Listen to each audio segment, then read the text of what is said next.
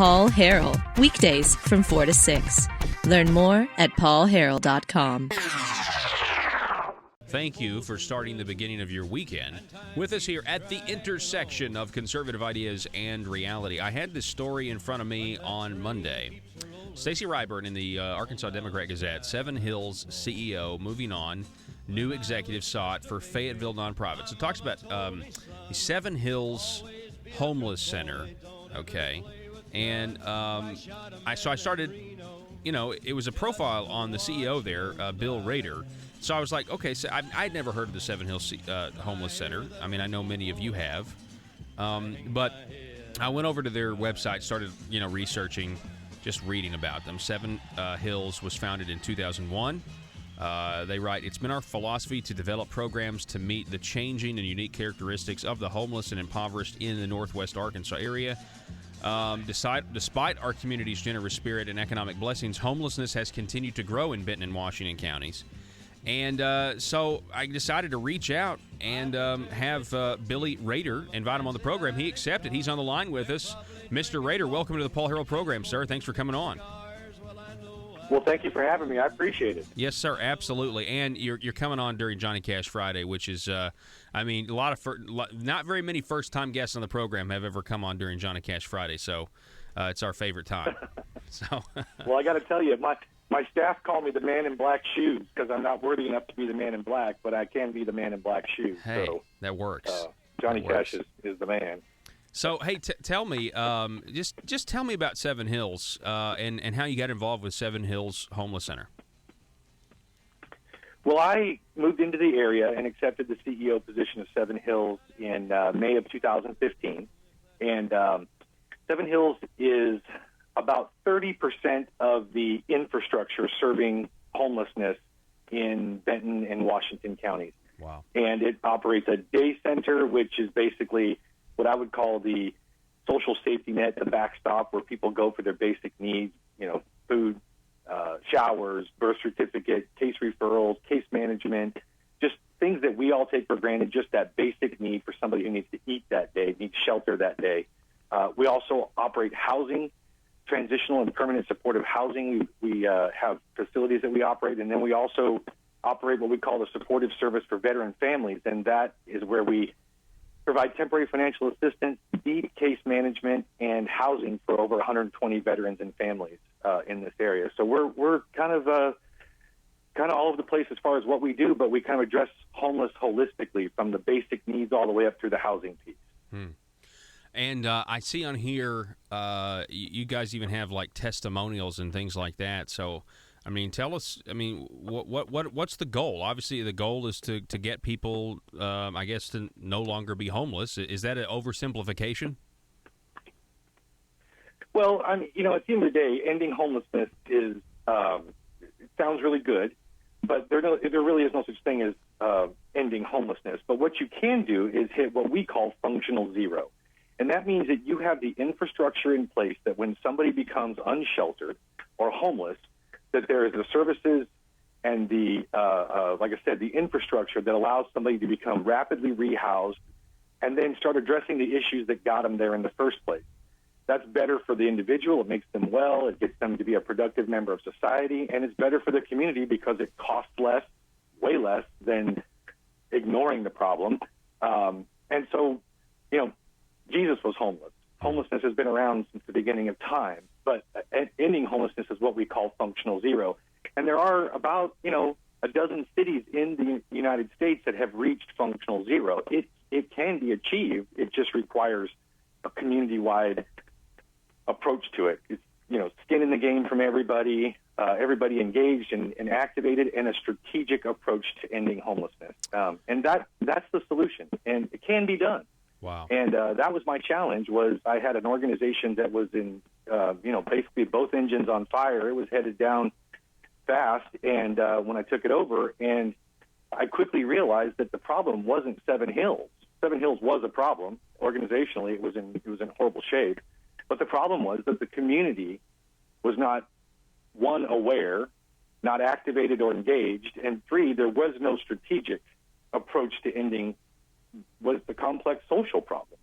So I kind of worked on two tracks. One, saving Seven Hills, just because if you're going to strategically approach ending homelessness, you can't have 30% of the infrastructure drop out while you're trying to solve a problem.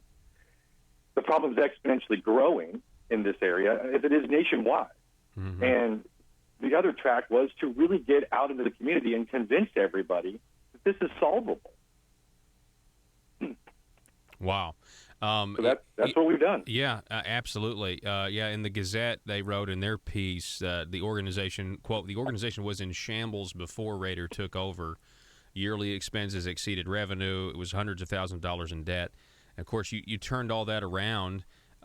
You mentioned, I want to talk about this because I really love the idea. Okay, here's the need. Someone doesn't have a home, so we have an infrastructure in place to immediately get them rehoused. And then you said you go and address maybe some of the other issues that go along with that.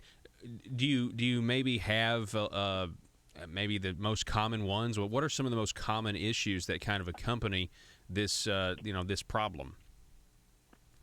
Well, I think when most people think of homeless, they think of what we call the chronically homeless, people who are unsheltered for a long period of time.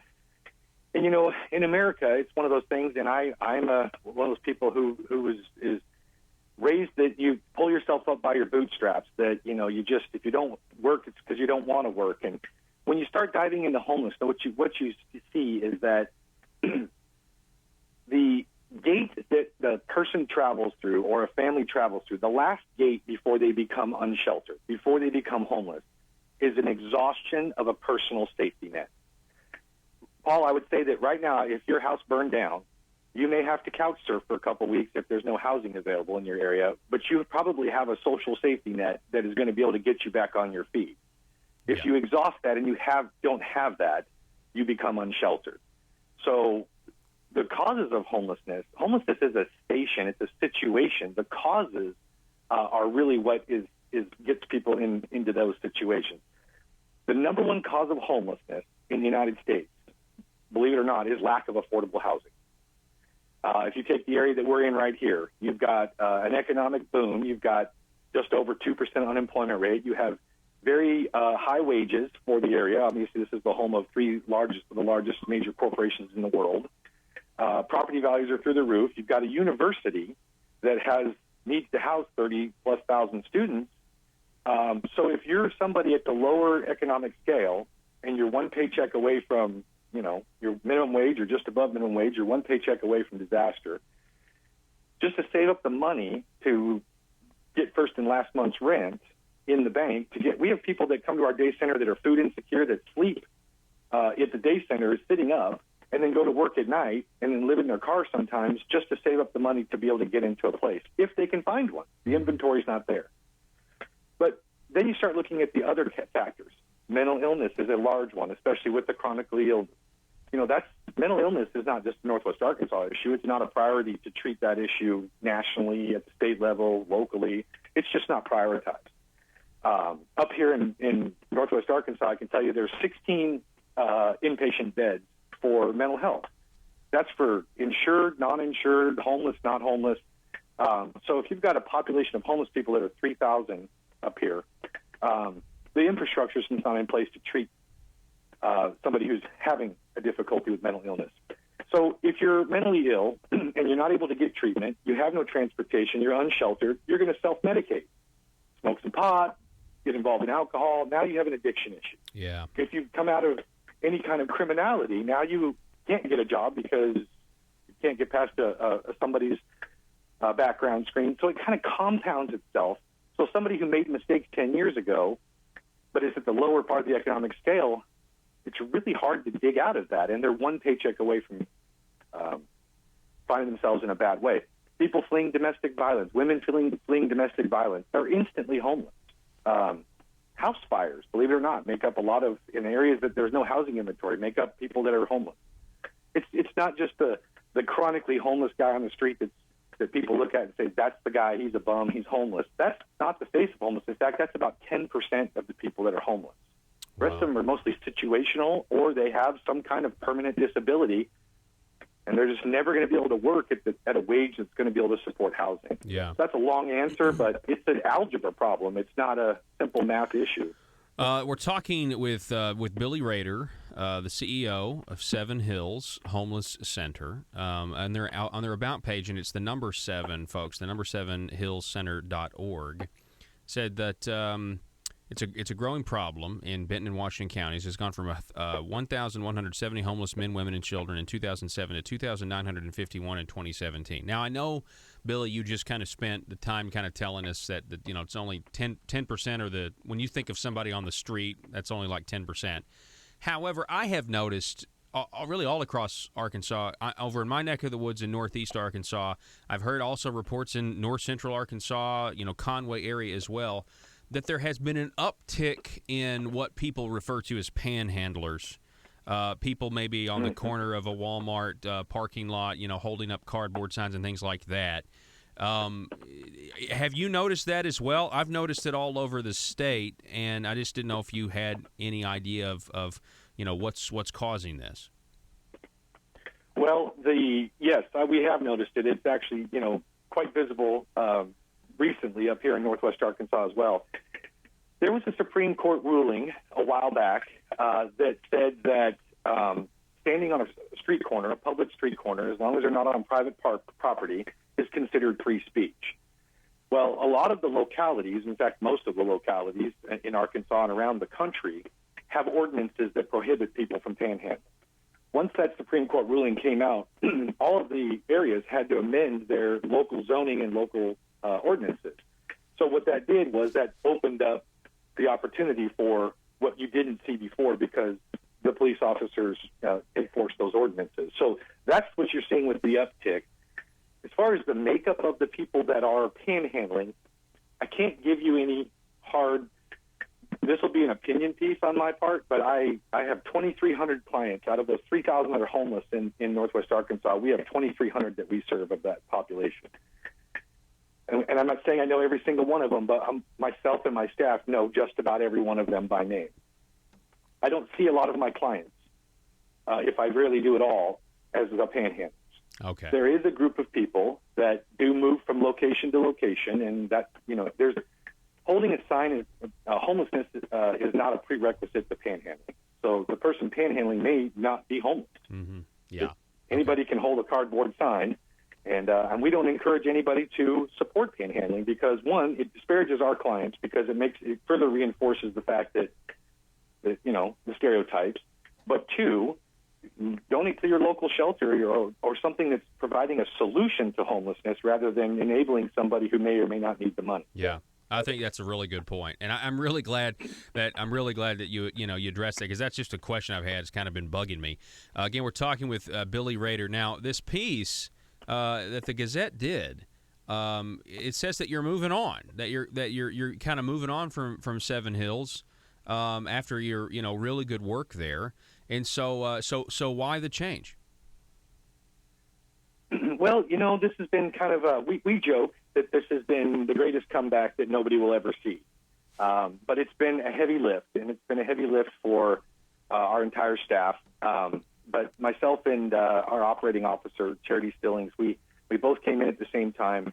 We took this challenge on once we saw the importance of Seven Hills and realized that it is not too big to fail. It's too important to fail.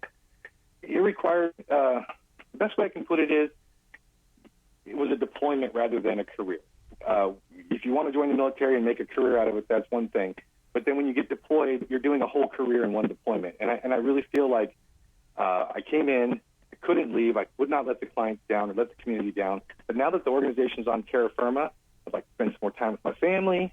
I would like to be able to kind of hand it off also to somebody who maybe has a deeper skill set than me to take it from here to the next level. I'm self-aware enough to know that I had to break some china.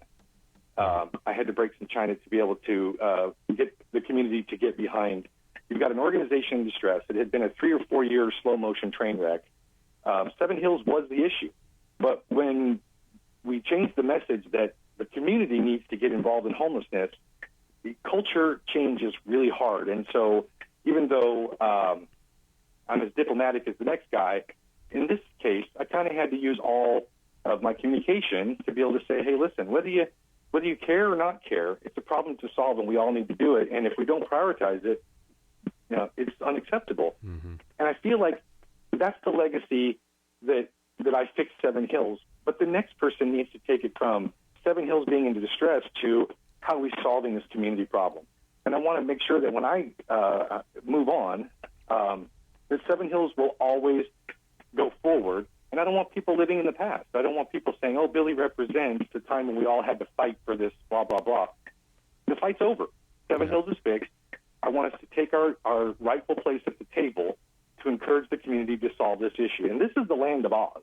If anywhere can solve this problem, resource-wise, thought leadership-wise, influence-wise, it can happen in Northwest Arkansas. And so that process is starting, and I think it's time for diplomacy to come in and take over, and let's take Seven Hills issues and legacy out of the equation. And it is now just the largest bulldozer on the job site to get the job done.